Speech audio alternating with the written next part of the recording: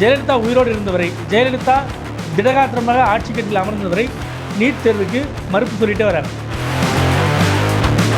எதிர்பாராதவமாக அவங்க காலமாக வராங்க. இந்த காலகட்டத்தில் தமிழ்நாட்டில் நீட் தேர்வுகளுக்கு தமிழ்நாடு அரசால் ஒப்புதல் அளிக்கப்படும்.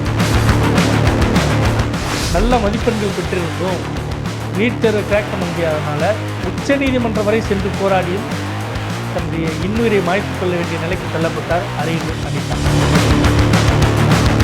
மத்திய அரசு நீட் தேர்வில் உறுதியான நிலைப்பாட்டில் தான் இருக்கும். இதுதான் தேர்வின் முறை, இப்படிதான் இருக்கும், இதை நீங்கள் பார்த்துங்க அப்படின்றதான் மத்திய அரசோட நிலைப்பாடு. ஆளுநர் ஒப்புதல் அளிக்காத சூழ்நிலையில் கூட தன்னுடைய சிறப்பு அதிகாரத்தை பயன்படுத்தி அந்த மசோதாவுக்கு கையெழுத்தாக்கி சட்டமாக்குறாரு எடப்பாடி பழனிசாமி. திமுக என்ன சொல்கிறாங்கன்னா, நீட்டை ஒழிக்கக்கூடிய ரகசியம் எங்களுக்கு இருக்குது அப்படின்ற ஒரு பிரச்சாரத்தை முன்னெடுக்கிறாங்க. இது பெரிய அளவுக்கு பேசப்படுது, ஆட்சி மாற்றம் ஏற்படுது. நீட் என்ற தேர்வே அடிப்படையில் நியாயமற்றது என்ற ஒரு குற்றச்சாட்டு ஒட்டுமொத்தமாக தமிழ்நாட்டில் ஒரு 90% இருக்க தான் செய்யுது. இந்த விழாவில் பேசின விஜய் என்ன சொன்னார்னா, நீட் தேர்வு மட்டும்தான் படிப்பா, அதை தாண்டி உலகத்தில் எவ்வளோ இருக்குது அப்படின்ட்டு ஒரு வாசகத்தை சொல்கிறார். இன்னைக்கு விஜய் பேசியிருக்கிறது பாரதிய ஜனதா தொடர்ச்சியாக சொல்லி வரக்கூடிய அந்த குரலின் நீட்சியா அப்படின்ற ஒரு ஐயம் எழுது. டிஎன் டாக்ஸ் நேயர்களுக்கு வணக்கம். நான் உங்கள் அரவிந்த்குமார். நீட் ஒவ்வொரு 10 ஆண்டுகளுக்கும் ஏதேனும் ஒரு பெரிய விஷயம் தமிழ்நாட்டின் அரசியல் களத்தை தீர்மானிச்சுட்டே வரும். 1930கள் 1960களில் இந்திய எதிர்ப்பு போராட்டம், அதன் பிறகு மாநில சுயாட்சி, இப்படி ஒவ்வொரு விஷயங்கள் முக்கியமான பேசு பொருளாகவே இருந்துட்டு வந்திருக்கு. நடப்பு 10 ஆண்டுகளில் எந்த ஒரு விஷயம் மிக முக்கியமாக இருக்குது அப்படின்னா நீட். 2017 நீட் தேர்வு தமிழ்நாட்டுக்கு அடியெடுத்து வைக்குது. அதன் பிறகான அரசியல் என்பது ஒட்டுமொத்தமாக நீட்டை மையமாக வைத்து வருகிறது. இன்றைய தேதிக்கு நீட் ஒரு அரசியல் சூழ்ச்சி அப்படின்றது திமுகவின் வாதமாக இருந்துட்டு வருது. இன்று மாணவர்களை சந்தித்த தாவேகா தலைவர் நடிகர் விஜய் நீட் மட்டும்தான் படிப்பா அப்படின்ற கேள்வி எழுப்பியிருக்கார். இந்த 2 விஷயங்களும் தமிழ்நாட்டின் கல்வி சூழலையே மாற்றி அமைக்கக்கூடியவை. அது பற்றி இந்த வீடியோவில் நம்ம விரிவாக பார்க்கலாம் வாங்க.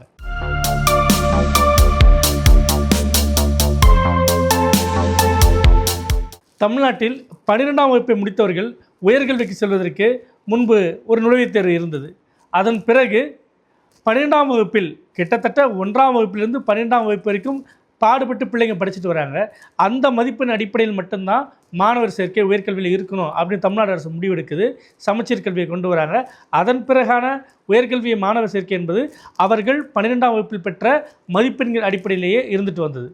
ஆனால் 2013 மத்திய அரசு ஒரு திட்டத்தை கொண்டு வராங்க. நீட் என்ற ஒரு விஷயத்தை நாம் ஏன் அமல்படுத்தக்கூடாதுன்னு அப்போதைய ஐக்கிய முற்போக்கு கூட்டணி அரசு, காங்கிரஸ் தலைமையிலான அரசு திட்டமிடுறாங்க. 2014 ஆட்சி மாற்றம் ஏற்படுது. பாரதிய ஜனதா கட்சி மத்தியில் ஆட்சிக்கு வராங்க. அதன் பிறகு 2 ஆண்டுகள் கழித்து இந்தியா முழுமைக்கும் மருத்துவ, அதாவது MBBS BDS படிப்புகளில் சேர்ப்பதற்கு, இளநிலை மருத்துவ படிப்பில் சேர்வதற்கு நீட், அதாவது national eligibility and entrance test, தேசிய தகுதி மற்றும் நுழைவுத் தேர்வு அப்படின்ற ஒரு தேர்வை கொண்டு வராங்க. இந்த தேர்வை நீங்கள் எழுதி தான், அதாவது 12ஆம் வகுப்பு வரை படித்திருப்பது ஒன்று, ஆனாலும் இந்த தேர்வில் எழுதி 720 மதிப்பெண்கள், ஓகேங்களா, வேதியியல், இயற்பியல், விலங்கியல், தாவரவியல், இது 4த்திலிருந்தும் கேள்விகள் கேட்கப்படும். ஒரு கேள்விக்கு 4 மதிப்பெண்கள் அப்படின்ற அடிப்படையில் மொத்தம் 720 மதிப்பெண்கள். தவறாக போயிட்டால் 1 மார்க் மைனஸ். இந்த மாதிரி அடிப்படையில் ஒரு சிஸ்டத்தை கொண்டு வராங்க. 135 மதிப்பெண்கள் எடுத்தால் கூட நீங்கள் மருத்துவக் கல்லூரியில் சேர முடியுன்றது இதோட ஒரு பாயிண்ட். இதையும் நீங்கள் மைண்டில் வச்சுங்க. முன்பெல்லாம் 90% மேற்பட்ட, 95% மேற்பட்ட மதிப்பெண்கள் பெற்றால் தான் நீங்கள் உயர்கல்வியில் சேர முடியும். ஆனால் 720 உச்ச மதிப்பாக வைத்து 135 மதிப்பெண் எடுத்தால் கூட நீங்கள் தனியார் மருத்துவக் கல்லூரியில், பிற மருத்துவக் கல்லூரியில் பணம் கட்டி நீங்கள் சேர முடியும். இந்த மாதிரியான ஒரு வாய்ப்பை நீட் வழங்குது. இதையும் நம்ம கருத்தில் கொண்டு தான் பார்க்க வேண்டியிருக்கு. மத்திய அரசு இந்த மாதிரி விஷயத்தை அமல்படுத்தும் போது, அப்போது 2016 ஆட்சி கட்டில் அதிமுக தமிழ்நாட்டில் வருது. உடல்நிலை சரியில்லாமல் ஜெயலலிதா மருத்துவமனையில் சேர்றாங்க. ஜெயலலிதா உயிரோடு இருந்தவரை, ஜெயலலிதா திடகாத்திரமாக ஆட்சி கட்டில் அமர்ந்தவரை நீட் தேர்வுக்கு மறுப்பு சொல்லிகிட்டே வராங்க. இந்தியாவில் நீங்கள் கொண்டு வரலாம், தமிழ்நாட்டுக்குள்ளே நாங்கள் நீட்டை அனுமதிக்க மாட்டோம், எங்கள் பிள்ளைங்களோட வாழ்க்கையில் நாங்கள் விளையாட மாட்டோம் அப்படின்ட்டு ஜெயலலிதா உறுதியாக சொல்கிறாங்க. ஆனால் அவங்க உடல்நலம் குன்றி மருத்துவமனையில் சேர்றாங்க. அதன் பிறகு எதிர்பாராதவரமாக அவங்க காலமாக வராங்க. இந்த காலகட்டத்தில் தமிழ்நாட்டில் நீட் தேர்வுகளுக்கு தமிழ்நாடு அரசால் ஒப்புதல் அளிக்கப்படுது. 2017 அரியலூர் மாவட்டம் அனிதா என்ற மாணவி முதலாக நீட் தேர்வு நல்ல மதிப்பெண்கள் பெற்றிருந்தும் நீட் தேர்வை கிராக் பண்ண முடியாதனால உச்சநீதிமன்றம் வரை சென்று போராடியும் தன்னுடைய இன்னுயிரை மாய்த்து கொள்ள வேண்டிய நிலைக்கு தள்ளப்பட்டார் அரியலூர் அனிதா. இந்த அரியலூர் அனிதாவின் மரணம் ஒட்டுமொத்த தமிழ்நாட்டையும் கிளர்ந்தெழ செய்து நீட் தேர்வு எங்களுக்கு தேவையில்லைன்ட்டு எல்லா கட்சியிலும் தமிழ்நாட்டில் பாரதிய ஜனதா கட்சி நீங்களாக எல்லா கட்சியிலுமே நீட் தேர்வுக்கு எதிரான நிலைப்பாட்டை தான் கொண்டிருக்கின்றன. அதில் மாற்று கருத்தே இல்லை. அதன் பிறகு அரியலூர் அனிதா, விழுப்புரம் பிரதீபா, திருச்சி சுபஸ்ரீ, சேலையூர் ஏஞ்சலின் சுருதி, கடைசியாக இப்பொழுது சேலம் கௌதம் வரைக்கும் கிட்டத்தட்ட 20க்கும் மேற்பட்ட மாணவர்கள் கடந்த 8 ஆண்டுகளில் இந்த நீட் தேர்வுக்கு அஞ்சு தங்களுடைய இன்னுயிரை மாய்த்து கொண்டிருக்கிறாங்க.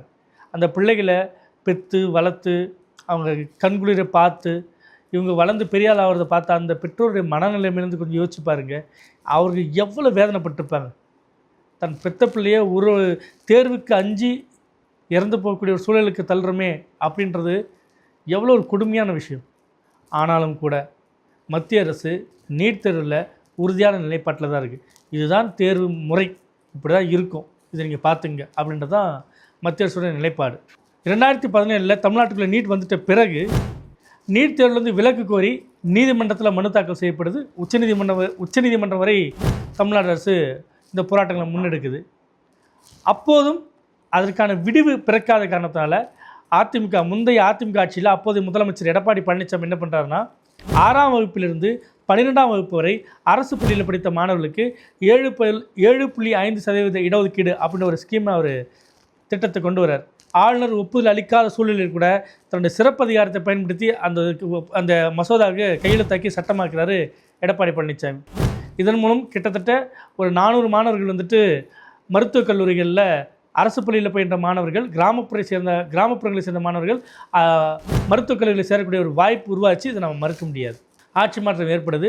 2021 தேர்தல் அப்போது திமுக என்ன சொல்கிறாங்கன்னா நீட்டை ஒழிக்கக்கூடிய ரகசியம் எங்களுக்கு இருக்குது அப்படின்ற ஒரு பிரச்சாரத்தை முன்னெடுக்கிறாங்க. இது பெரிய அளவுக்கு பேசப்படுது. ஆட்சி மாற்றம் ஏற்படுது. திமுக அரசு பொறுப்பு இருக்குது. அங்கே நீட்டை ஒழிக்க வேண்டிய ரகசியம் என்ன அப்படின்னு எதிர்க்கட்சியெலாம் கேள்வி எழுப்புகிறாங்க. உடனே ஏகே ராஜன், ஓய்வு பெற்ற நீதிபதி ஏகே ராஜன் தலைமையில் ஒரு குழு அமைக்கப்படுது. அந்த குழு நான் தமிழ்நாடு முழுக்க ஒரு 86,000 பேர்கிட்ட கருத்து கேட்குறாங்க. அதில் ஒரு 65,000 பேர் நீட் தேர்வு வேண்டாம் அப்படின்ட்டே சொல்கிறாங்க. ஒரு 16,000 பேர் நீட் தேர்வு வேணும்னு சொல்கிறாங்க. அந்த பரிந்துரைகளை மாநில அரசுக்கு வழங்குறாங்க. அது என்ன சொல்லப்பட்டிருக்குன்னா, சமூக பொருளாதார கலாச்சாரத்தின் அடிப்படையில் நீட் தேர்வு ஒரு சமமற்ற தன்மையில் இருக்குது. கிராமப்புற மாணவர்கள் உள்ளே வருவதை தடை செய்யுது. 12 ஆண்டுகள் படித்ததை புறந்தள்ளிவிட்டு ஒரே மாதிரியான தேர்வு முறையை மட்டுமே முன்வைக்குது. இப்படி அடுக்கடுக்கான பல குற்றச்சாட்டுகளை அந்த ஏகராஜன் கமிட்டி தமிழ்நாடு அரசுக்கு தாக்கல் செய்கிறாங்க. இதையடுத்து குடியரசுத் தலைவர் திரௌபதி முர்முக்கு முதலமைச்சர் மு.க. ஸ்டாலின் ஒரு கடிதம் எழுதுகிறார். நீங்கள் நீட் தேர்வு காலத்தில் எங்களுக்கு விலக்களிக்கணும் அப்படின்ட்டு. ஆனால் அந்த கடிதம் அப்படியே குடியரசுத் தலைவர் மாளிகையிலேயே இருக்கிறது. இதுதான் இப்போதைய நிலைமை. நடப்பாண்டு பார்த்தீங்கன்னா இந்தியா முழுக்க 23 லட்சம் பேர் நீட் தேர்வு எழுதியிருக்காங்க. தமிழ்நாட்டில் ஒரு 1.5 லட்சம் பேர் எழுதியிருக்கிறாங்க. கடந்த சில ஆண்டுகளாகவே, அதாவது 2022, 2023, 2024 இந்த 3 ஆண்டுகளாகவே பார்த்தீங்கன்னா தமிழ்நாட்டிலேருந்து அதிகப்படியான அரசு பள்ளியில் பயின்ற மாணவர்கள் அதிகப்படியாகவே நீட் தேர்வில் வெற்றி பெறக்கூடிய எண்ணிக்கை நம்ம நம்பர்ஸை பார்க்குறோம். வேறு வழியில் நீட் தேர்வு நீங்கள் எடுக்க மாட்டேங்கிறீங்கன்றப்போ அதில் எப்படி எக்ஸல் ஆகுறதுன்றது தான் தமிழ்நாட்டு மாணவர்கள் பார்ப்பாங்க. இதுதான் சவால் என்ற பிறகு சவாலுக்கு பின்வாங்குபவர்கள் இல்லை, ஆனால் அது சமூக நீதியை பாதிக்கிறதுன்றத குற்றச்சாட்டாக இருக்குது. அந்த சவாலையும் ஏற்றுக்கொண்டு அதற்கென்று அரசு பள்ளியிலேயே கூட நீட் சிறப்பு வகுப்புகள்லாம் தராங்க. இதன் அடிப்படையில் கடந்த 3 ஆண்டுகளாகவே சிறப்பான முறையில் தமிழக மாணவர்கள் நீட் தேர்வுலேருந்து வெற்றி பெற்று போயிட்டு தான் இருக்கிறாங்க. ஆனாலும் கூட நீட் என்ற தேர்வே அடிப்படையில் நியாயமற்றது என்ற ஒரு குற்றச்சாட்டு ஒட்டுமொத்தமாக தமிழ்நாட்டில் ஒரு 90% இருக்க தான் செய்யுது. இதில் அரசியல் கட்சிகள் என்ன மாதிரியான நிலைப்பாடு எடுக்கிறாங்க அப்படின்றத பார்க்கணும். கடந்த 3 ஆண்டுகளாக நடிகர் விஜயின் தாவேகா சார்பில் 10 மற்றும் 12ஆம் வகுப்பில் அந்தந்த மாவட்டத்தில் முதல் 3 இடங்களை பிடித்த மாணவ மாணவிகளை அழைத்து சென்னையில் ஒரு விழா எடுத்து அவங்களுக்கு பரிசு கொடுத்து விருந்து போட்டு அனுப்புறத ஒரு வாடிக்கையாக வச்சுருக்காரு. நடப்பாண்டு மாமல்லபுரத்தில் ஒரு நட்சத்திர விடுதியில் இந்த விழா நடக்குது. இந்த விழாவில் பேசின விஜய் என்ன சொன்னார்னா, நீட் தேர்வு மட்டும்தான் படிப்பா, அதை தாண்டி உலகத்தில் எவ்வளோ இருக்குது அப்படின்ட்டு ஒரு வாசகத்தை சொல்கிறார். பர்டிகுலராக ஒரே ஒரு படிப்பில் மட்டும் நம்ம அச்சீவ் பண்ணியே ஆகணும் அப்படின்னு நினைக்கிறது ஒன்றும் சாதனை கிடையாது. ஒரே விஷயத்தை பற்றி திரும்ப திரும்ப யோசித்து உங்கள் ஆங்ஸைட்டியை ஏற்றிக்காதீங்க. அவ்வளோ ஸ்ட்ரெஸ்ஃபுல் ஆக வேண்டிய அவசியம்லாம் ஒன்றுமே கிடையாது. இது நான் ஏன் சொல்கிறேன்னா, நீட்டு மட்டும் தான் உலகமா?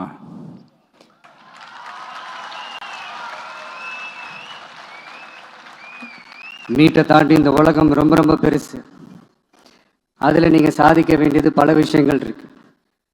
அதனால் இப்போவே உங்கள் மைண்டை ரொம்ப ஸ்ட்ராங்காக வச்சுக்கோங்க, டெமோக்ராட்டிக்காக வச்சுக்க கற்றுக்கோங்க. அண்ட் மை டியர் பேரண்ட்ஸ், உங்ககிட்ட ஒரு சின்ன ரிக்வெஸ்ட். உங்கள் குழந்தைங்களோட விஷயத்தில் எதுவும் ஃபோர்ஸ் பண்ணாதீங்க, ப்ரெஷர் போடாதீங்க, எதுவும் இம்போஸ் பண்ணாதீங்க. ஃபர்ஸ்ட் ஆஃப் ஆல் அவங்களுக்கு என்ன பிடிச்சிருக்குன்றதை தெரிஞ்சுக்கிட்டு அதுக்கு ஏற்ற மாதிரி வழி நடத்துங்க. நான் டெஃபினட்டாக சொல்கிறேன், எத்தனை தடைகள் வந்தாலும் அவங்கவுங்களுக்கு பிடிச்ச விஷயத்தில், அவங்கவுங்களுக்கு பிடிச்ச துறையில் அவங்க கண்டிப்பாக சாதிச்சு காட்டுவாங்க. அதாவது உயிரை மாய்த்து கொள்ளக்கூடாது, இதுக்கெல்லாம் அஞ்சாதீங்க அப்படின்ற டோனில் அவர் சொல்லியிருந்தா கூட நீட் தேர்வு மட்டும்தான் படிப்பா, உலகத்தில் வேறு எவ்வளோ விஷயங்கள் இருக்குன்றது, இது ஒரு சரியான அரசியல் அணுகுமுறை தானா அப்படின்ற கேள்வி எழுப்பியிருக்கு. ஏன்னா இதே பாணியில் தான் கிட்டத்தட்ட சீமான் என்ன சொல்கிறாருன்னா, ஆடு மாடு மேய்க்கிறது ரொம்பவே நல்ல தொழில் தான், நீட்லாம் ஒன்றும் பெரிய விஷயம் கிடையாது அப்படின்ற ஒரு விஷயத்த சீமானை சொல்கிறாரு. கூட தமிழக பாரதிய ஜனதா கட்சியும் எல்லாருமே ஏன் நீட்டு தான் தேர்வு எழுதி டாக்டராக தான் ஆகணுமா, வேறு படிப்பே இல்லையா, கம்பவுண்டர் அரசில் யார் ஆகுறது அப்படின்றது பாரதிய ஜனதாவின் குரலாகவும் இருக்குது. தமிழ்நாட்டின் துணை முதலமைச்சரும் விளையாட்டுத்துறை அமைச்சருமான உதயநிதி ஸ்டாலின் என்ன சொல்கிறாருன்னா, நீட் தேர்வு என்பது ஒரு தேர்வே இல்லை, அது ஒரு சூழ்ச்சி, நமது மாணவர்களை சிக்க வைக்கக்கூடிய ஒரு சூழ்ச்சி. அதுக்கு ஒரு உதாரணம் என்ன சொல்கிறாருன்னா, சமீபத்தில் எழுத்தாளர் கவிஞர் வெண்ணிலா என்பவருடைய மகள் யூபிஎஸ்சி தேர்வில் மாநிலத்திலே முதலிடம் பிடித்திருக்காங்க. மத்திய அரசுடைய யூபிஎஸ் தேர்வில் மாநில அளவில் முதலிடம் பிடிக்கக்கூடிய ஒரு மாணவி நீட் தேர்வு எழுத முடியாத ஒரு அளவுக்கு தேர்வுத்தாள் வடிவமைக்கப்பட்டிருக்குன்னா, இது திட்டமிட்ட சூழ்ச்சி அல்லாமல் வேறு என்ன என்பது உதயநிதியுடைய கேள்வியாக இருக்குது. அதாவது நீட் தேர்வு என்பதே சமூக நீதிக்கு எதிரானது, அது ஒரு சூழ்ச்சி அப்படின்னு ஒரு நிலைப்பாடும், நீட் படிப்பு மட்டும்தான் படிப்பா, உலகத்தில் வேறு படிப்பே இல்லையா அப்படின்ற ஒரு நிலைப்பாடும் எந்த விதத்தில் சரி? இப்படி ஒரு கேள்வி எழுதா இல்லையா? இன்றைக்கி நீட் தேர்வு மட்டும்தான் படிப்பான்னு கேட்பாங்க, நாளைக்கு இன்ஜினியரிங் மட்டும்தான் படிப்பான்னு கேட்பாங்க, நாளைக்கு படித்தா மட்டும் வாழ்க்கை தானா, படிக்காமல் இருந்தால் கூட நல்லது தான் சொல்லுவாங்க. இப்படி சமூகத்தை, எதிர்கால இளைஞர்களை பின்னோக்கி இழுத்து செல்லக்கூடிய ஒரு மனப்பாங்கை நாம் எப்படி ஏற்றுக்கொள்ள முடியும்?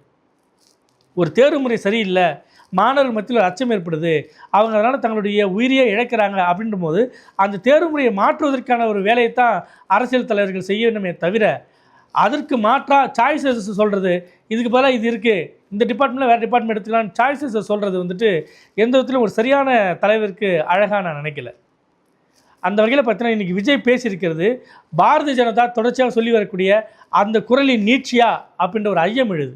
ஏன்னா பாரதிய ஜனதா தான் தொடர்ந்து சொல்லுது, நீட் தேர்வு மட்டும் தான் படிக்கணுமா, எல்லாருமே டாக்டர் தான் படிக்கணுமா, வேறு படிப்புலாம் படிங்க, இதில் என்ன பெரிய விஷயம் அப்படின்னு மாதிரி குரலையும் சொல்லுது. கூடவே குலத்தொழிலை ஊக்குவிக்கக்கூடிய விஸ்வகர்மா போன்ற திட்டங்களையும் மத்திய அரசு தான் கொண்டு வந்து செய்யுது. அதாவது குயவர்கள் மீண்டும் குயவு தொழில் தான் செய்யணும், செருப்பு தைக்கிறவங்க மீண்டும் செருப்பு தைக்கிறதா செய்யணும், உங்கள் குலத்தொழில் தானே, தப்பு ஒன்றும் கிடையாது அப்படின்ற மாதிரியான ஒரு சில விஷயங்களும் விஸ்வகர்மா திட்டத்தில் இருக்குது. அப்படின்னா நீங்கள் என்ன சொல்ல வரீங்க? நீட் தேர்வு மட்டும்தான் படிப்பா அப்படின்ற கேள்விக்கு பின்னாடி இருக்கக்கூடிய அந்த சிந்தனை என்ன? திமுக நீட் தேர்வை வைத்து அரசியல் ஆதாயம் தேடிக்கொண்டது, அதன் மூலமாக ஆட்சி கட்டில் அமர்ந்தது. உதயநிதி ஸ்டாலின்ட்ட அவர் வச்சிருந்த நீட் தேர்வின் ரகசியம் என்ன அப்படின்ட்டு அதிமுகவும் இன்னப்பிற எதிர்கட்சியில் கேள்வி எழுப்புறது நியாயம்தான், தாராளமாக கேள்வி கேளுங்க. அடுத்த முறை திமுக தேர்தலில் போட்டியிடும் போது ஏன் என்ன ஆச்சு அந்த நீட் ரகசியம்ட்டு வாக்காளர்கள் கேள்வி எழுப்பிட்டோம், அதன் மூலியமாக வெற்றி வாய்ப்புகள் தீர்மானிக்கப்படட்டும். ஆனால் நீட் தேர்வில் நிலைப்பாடு என்ன அப்படின்றது ரொம்ப முக்கியமான ஒரு விஷயம் இல்லையா? நீட் மட்டும்தான் படிப்பா அப்படின்ற சிந்தனையே எதிர்கால இளைஞர்களுக்கு, அரசு பள்ளியில் பயிலும் மாணவர்களுக்கு, தமிழ் வழி கல்வியில் பயிலும் மாணவர்களுக்கு, கிராமப்புறத்தில் பயிலும் மாணவர்களுக்கு, பொருளாதார ரீதியாக நலிந்த பிரிவை சேர்ந்த மாணவர்களுக்கு, அவங்களுடைய மருத்துவ கனவு மீது நீங்கள் ஆசிட் ஊற்றக்கூடிய சிந்தனை தானே இது. இது எப்படி நம்ம அனுமதிக்க முடியும்? தமிழ்நாட்டிற்கு நீட்டிலிருந்து விலக்கு அளிக்கப்பட வேண்டும். இல்லை என்றால் நீட் தேர்வுக்கான வினாத்தாளுக்கான வகையில் நம்ம மாணவர்களுக்கான பாடத்திட்டங்கள் மாற்றியமைக்கப்பட வேண்டும். இது மட்டும்தான் இந்த நீட்டுக்கான பிரச்சனைக்கு நிரந்தர தீர்வாக இருக்க முடியுமே தவிர, நீட் மட்டும்தான் படிப்பா அப்படின்ற கேள்வி எந்த விதத்திலும் ஒரு கல்வி சமூகத்துக்கு, ஒரு அறிவு சமூகத்திற்கு ஏற்புடையது அல்ல. இது போன்ற விரிவான அரசியல் பார்வை கொண்ட வீடியோக்களை நமது டிஎன் டாக்ஸ் யூடியூப் சேனலில் தொடர்ந்து பாருங்கள். நன்றி, வணக்கம்.